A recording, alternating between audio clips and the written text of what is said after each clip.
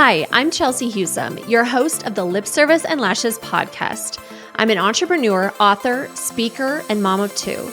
And I'm so tired of women not feeling like they can show up as fully expressed versions of themselves.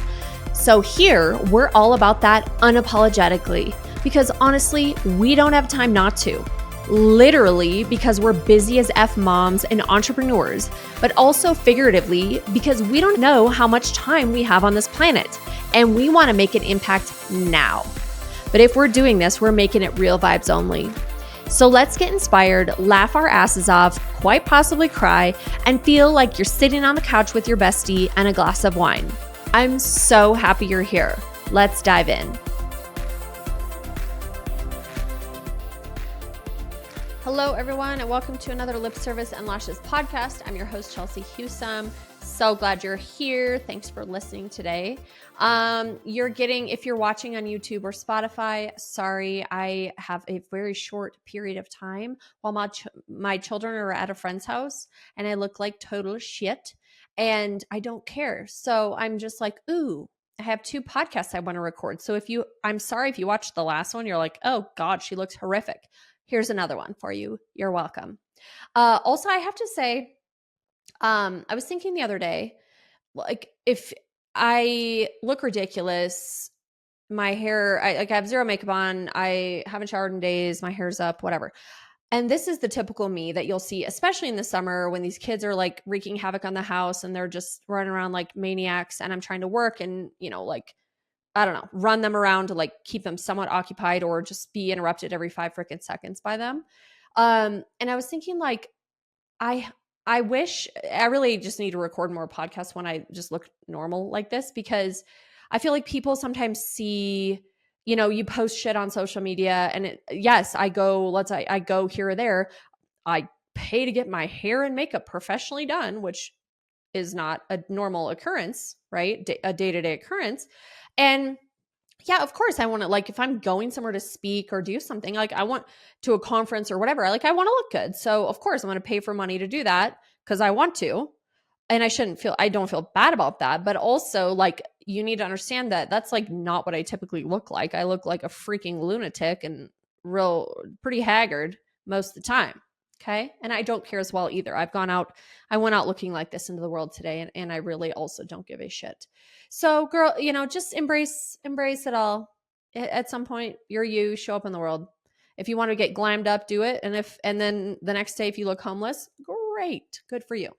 So I wanted to share about last week, whenever you're listening, but recently, last week, I had a brief stay in the emergency room.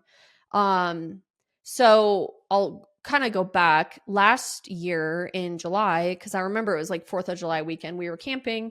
I had like literally my first bloody nose I've ever had in my life. And it was in our camper, gushing blood for a good half hour, probably 45 minutes. The camper literally looked like a freaking crime scene. There's blood on the wall, the windows, the sink, all over the floor, all over me, all over the bed. I mean, it's just like, I'm just spitting out mouthfuls of blood. It's freaking disgusting. And my kids are like, one kid's crying, one's, they're scared. I'm scared. I'm like, what the hell? I feel like I'm having a like active brain hemorrhage and I'm like bleeding out. Like I'm losing a lot of freaking blood. And so at some point I'm like looking at my husband like, Jesus Christ, can we get in the fucking car and go? Can you drive me to the hospital, which is a half hour away, before I bleed out and die?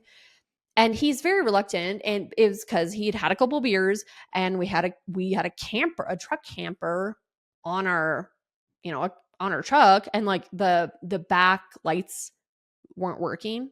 So yes, naturally he was reluctant to have to drive me to the freaking hospital. But we started going, and then eventually, like 10 minutes in, it stopped, and we turned around and got to clean up that fun mess the next morning. So that was weird. It was my first one ever. About a month or two later, I had a little one. It wasn't nearly as bad. And I'm like, that's weird, whatever. But it's not like they're daily, I don't know. So now fast forward to this year, to 2025, it's in June.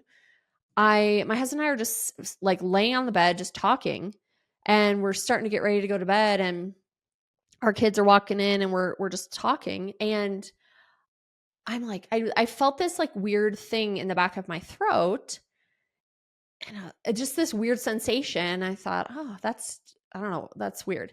Well, it was blood running down the back of my throat, and I'm sorry, this is disgusting, but it is what it is. Yeah, it was blood running down the back of my throat, and so I get up, I'm like, oh my god, here we go again. So now it's like in 1 year I've had 3 bloody noses, which again isn't, to me, isn't that concerning.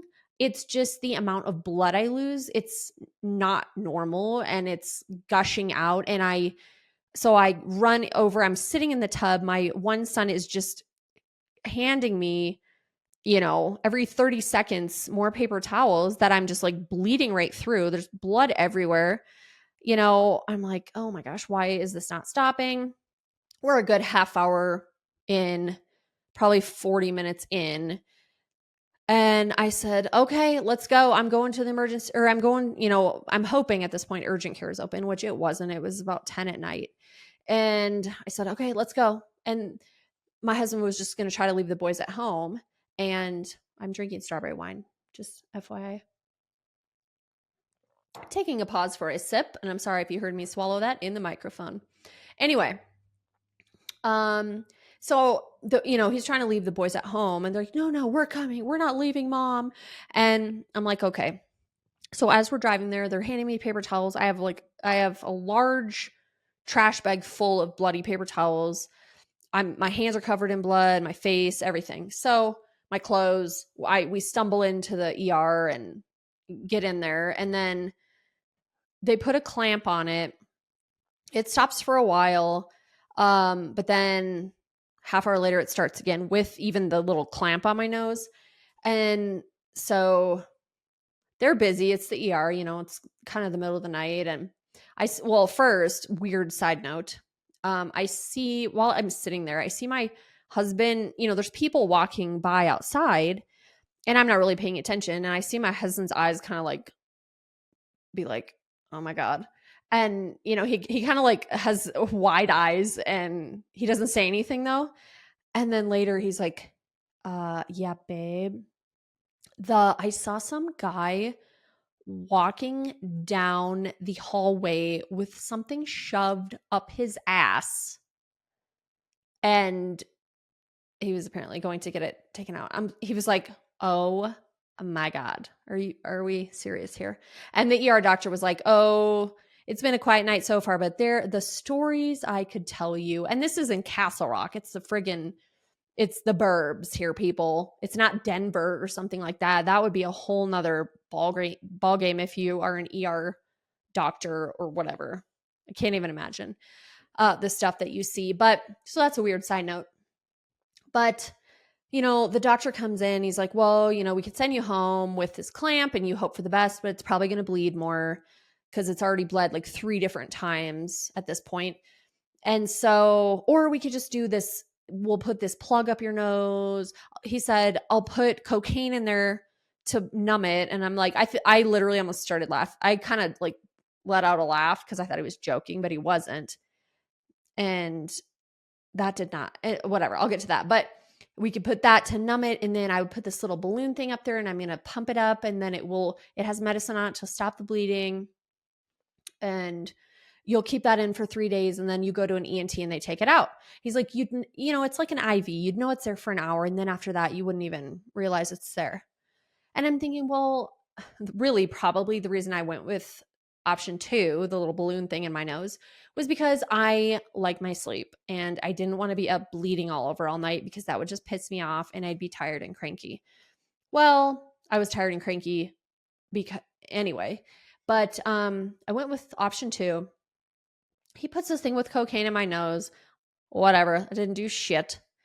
And then he's like, okay, here's this balloon thing. It's just this long like plug that he's like, I'm going to stick it up your nose, whatever, I'll pump it up. I swear to God. Calling all badass moms and entrepreneurs ready to stop surviving and start thriving. Y'all, I am officially opening spots for one-on-one mentorship. This is designed exclusively for the women who know they're meant for more, but feel stuck in the chaos of balancing business, motherhood, and everything in between. I'm not just another coach. I'm a proven business owner who's built an award-winning company, written a best-selling book, launched a podcast, and built a platform, all while raising a family. If you're ready to get unstuck and take bold action, master time management and boundaries, build an unshakable CEO mindset, and prioritize your energy without guilt, then let's make your next level happen. Faster, smarter, and with zero apologies. This is not for the excuse makers. It's only for women ready to go all in on themselves. Remember, spots are limited, so if you are interested, head on over now to Instagram and send me a DM with the word mentorship. I cannot wait to talk to you, girl. I mean, I feel like most women have a pretty high pain tolerance overall. I mean, we've birthed babies, we've been cut open, we have all this shit. Like, we don't have like the man flu, you know? And the stuff we actually accomplish and still have to do when we're legitimately ill is mind-boggling. So I feel like my pain tolerance is quite high. I swear to God, him shoving that thing up my nostril, it felt like it's going up and then it's like kind of curving because it's, now in my sinus, I would assume. And I was like, oh, I'm like kind of pushing myself off the bed because, trying to lessen the pressure of this just going up, right? And I'm like, it's in my brain, because it really felt like it was in my brain, you guys. It did. It freaking hurt like hell. And then I instantly had a headache. And then it really just it took my breath away literally when he was doing it. He's like, breathe, because I was just holding my breath, and then I started yelling that it was going up in my brain. And then my kids are crying because they could tell it hurt like hell, and Bobby's touching my arm.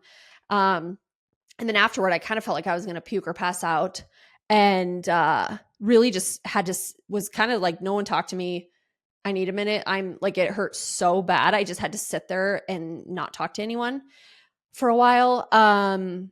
So that actually, it hurt so bad going in, but then that night they send me out and they're like, take some Advil and ibuprofen, or acetaminophen, I think. I don't know the difference, honestly, between any of those, you guys. Like, I'll just be honest.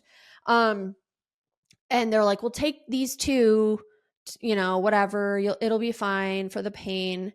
And then later the ENT is like, why would they tell you to take that one? That encourages, or that like makes you bleed more. Like, well, that's a great question. But so I take those right when I get home. They don't do shit. I'm up all freaking night. I almost was I've never had a legit panic attack, but I felt like I was really on the verge of one. I kept sitting up. So Bobby slept somewhere else just so I could he was like, I know you just needed to get some sleep, which I appreciated, but I kept sitting up, almost having like on the verge of a panic attack, sitting up in my bed and like breathing deep and then getting up, walking around, just because it hurt so freaking bad. The medicine they told me to take did absolutely freaking nothing. So the next day I was miserable. Like, my left side of my face really was swollen. Like under my eye, kind of just in my sinus area is really swollen. So that just hurt. And then weirdly, it had given me a really bad splitting migraine in my head and my neck, where I totally usually typically get them, which I don't know how it's like affecting my neck and all that. But it also was making my whole jaw and my teeth ache with this sharp aching. I mean, it was just really freaking painful. So I don't know. It was like the bloody nose was whatever, but then this whole thing shoved up my face for 3 days. That was a whole new level. I called the ENT the next day, and I was seeing them a few days later to take it out. And I said, hey, can you like give me some pain medicine? Because this is really, I can't sleep. I'm miserable right now. And they're like, well, typically we don't. And I said, well, here's what they told me to take. It didn't do anything. And they're like, well, that's weird. So they sent me some hard shit, some like intense hydrocodone or I don't even know, but it's the kind that totally fucks you up. But I mean, even that wasn't completely taking the pain away, which is really weird. But it helped get me through the next 2 days, at least to get that taken out. Yeah. So, and my husband kept saying, "Oh, I'm sure you're glad you chose option number 2. Oh, you won't even know it's there." And I'm like, "Shut up." I'm like, yeah, I was miserable for days. And luckily Wyatt, well, my boys took such good care of me, all of them. But like the next day, Wyatt, he slept in, and I don't know, I had to drive to the airport to pick up my work airport badge that day, which is 45 minutes each way. I was like, yay, I'm so in the mood to do this right now.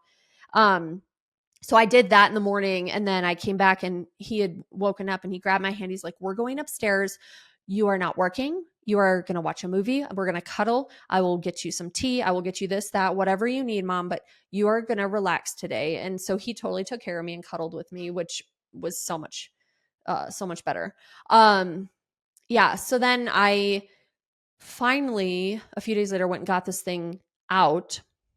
Felt amazing to get it out, right? And then apparently, I think this is kind of normal, but she's like, "Oh, the ENT said, oh, I looked at your skin color and you looked a little green." And so I thought I almost puked when she like had just taken it out.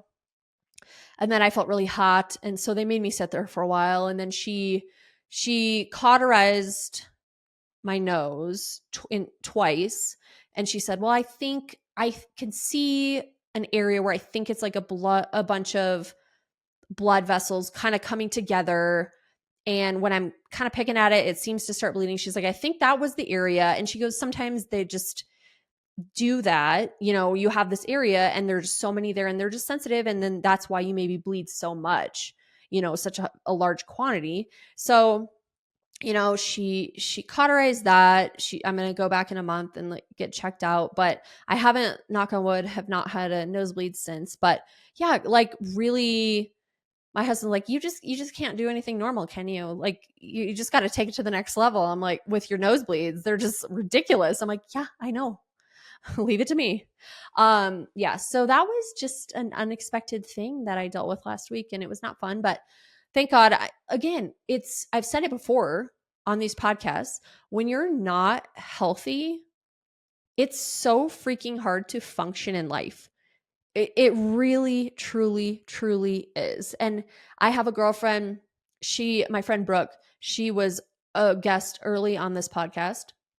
I adore her.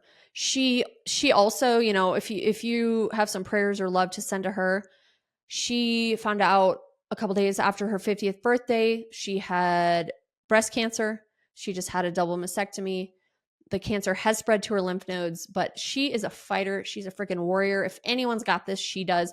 And she's being so real and vulnerable and like just posting the good, the bad, the ugly of it. And not, and just so, I've been thinking of her a lot lately. She's, her life's just been turned upside down right now. She can't really go do any of the stuff she loves. And she has a 4-year-old son at home, and she's doing her best, but it's hard when, last year I was dealing with my broken foot. I couldn't really do much and went through the summer, like not being able to be active with my kids or swim or I don't know. And it's just when you're in pain and you're not feeling well, it really affects, like for me, it affects my mood. I can't like function well. I can't produce good things. I can't feel creative. I don't feel like I'm thriving if I physically do not feel well. And so I'm grateful to be on the other side. I hope that was the end of it, but we really do need to take care of ourselves. And I feel like I've gotten to a point where I do take really good care of myself. I go to the gym. I eat pretty healthy, minus the like Sour Patch Kids and every so often gummy bears I eat for breakfast, whatever. And I love cake. But again, if I died tomorrow, like I'm going to eat the shit anyway. Like I'm going to be happy, right? I'm not depriving myself. But overall, I get outside, I move my body, I, take care of my mental health. I rest, I get good sleep. But that is such a non-negotiable for me is sleep. And, all of these things really do matter. And I said this in an Instagram story, but it is funny to me that, with last year with my foot, when my foot was broken and that was just a whole debacle, or my thyroid stuff, or this stuff, it's really interesting to me how whenever I post anything to do with any like health issues or things that just randomly come up, the amount of messages and comments that I get, typically from older women, typically on Facebook, not Instagram, it's all on Facebook.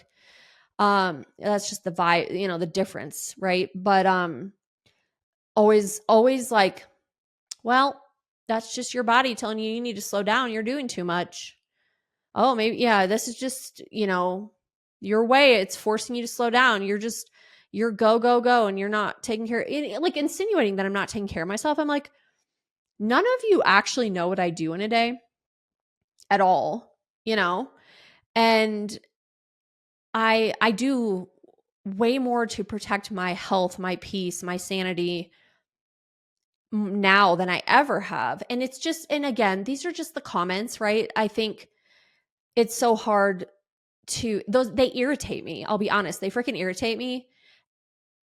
And at some point it's like, I don't need to justify it. I don't need to explain like, you're not right. You don't understand, blah, blah, blah. Right. Cause I even said to some of them, I said, well, this is funny. Cause the weekend before this was a few days before, I was at an alone hotel by myself and it was glorious. And I was reading and napping and, like doing all like relaxing, I mean, so I am taking care of myself, quote unquote. Right. But I just always find it a little comical that people just need to say this shit because I don't appreciate it. And it's so like, I don't know why people say that. And again, they don't know like in a day how much, like, I'm not just going to sit on the couch all day. Is that what you want me to do? Would that make you feel comfortable and say I'm like literally doing absolutely nothing? Or I'm an active person and I, in other people's eyes, probably quote, do a lot, but it's all stuff that energizes me. I love, and I could get rid of it at any time. It's not like I don't have to do half the shit I'm doing, but I do it because I want to, but yeah, just always dealing with that. And it is what it is, but I don't know, just find it comical. So yeah, had to share the latest, crazy bloody nose issue. And thank God I didn't bleed out. Thank God I don't think it was a brain hemorrhage or any craziness like that. But yeah, thank you for all of you that have reached out and asked me how I'm doing and offered help or any of that stuff. Truly, it could have been so much worse, honestly. Like my friend Brooke, she's dealing with so much more than me having a bloody nose and a shit shoved up my nose. Truly, yes, it sucked, but like there are beautiful people like her that are really dealing with people. So sending you love, Brooke. Send her some prayers.